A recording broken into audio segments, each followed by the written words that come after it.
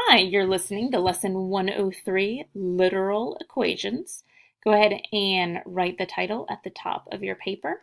You might be wondering, what are literal equations? Because we have not talked about them before. Look at the first part of the word and notice that it has liter. Makes you think of maybe the word literature, or maybe even just the word letter. Literal equations are equations that have letters in them, which in math we know those as variables. So that literature should make you think letter, which makes you think variable. So an equation containing multiple variables.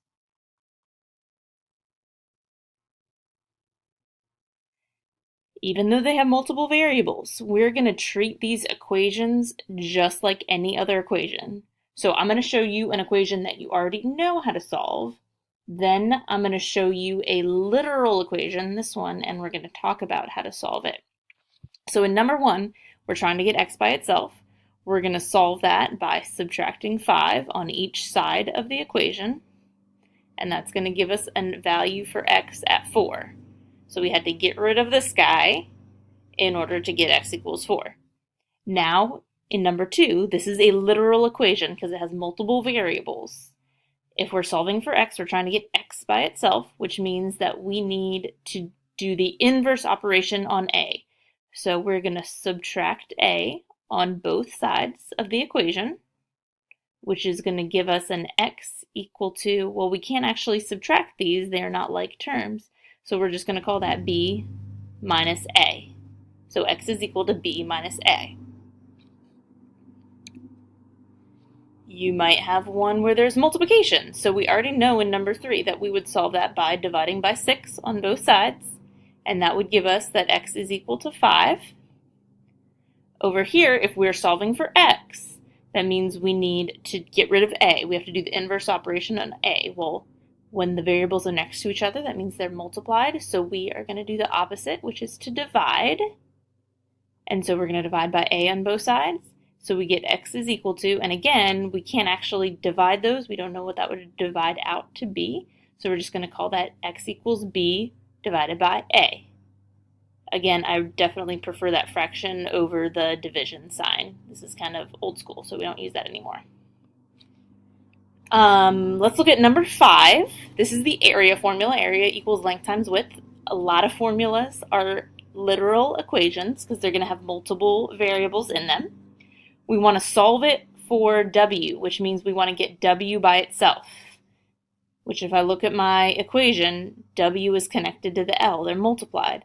So if I need to isolate w, then I'm going to get rid of the L, and I do that by dividing both sides of my equation by L. And so my L's cancel, so I get w on one side of the equation, and then I just have a divided by L. So area divided by the length is equal to the width. Go ahead and pause the video. I want you to try the practice problems that are on there.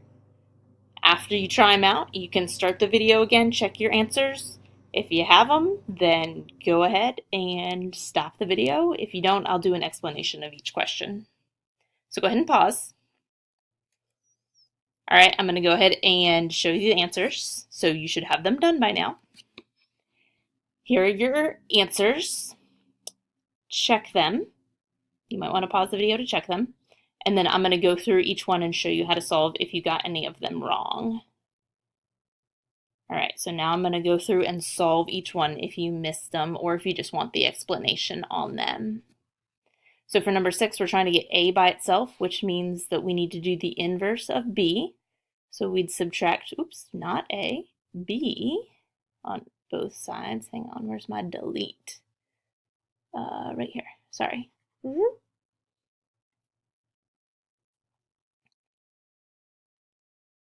Sorry, there we go. All right, so minus b on both sides. Come on, computer. There we go. All right, and so I get a is equal to c minus b. On this one, if I'm trying to isolate w, that means I need to get rid of the x, so I divide by x on both sides because they were multiplied, so I got to divide. So I get that w is equal to y over x. In the next one, we're going to actually talk about this equation soon in class. It has to do with graphing lines. If I'm trying to isolate y, I need to do the inverse of b. Well, it's subtracting b, so I'm going to add b on both sides. So I get y by itself over here. Here's where maybe some of you were confused. If it says mx, that is a different term than b. I can't combine those terms together.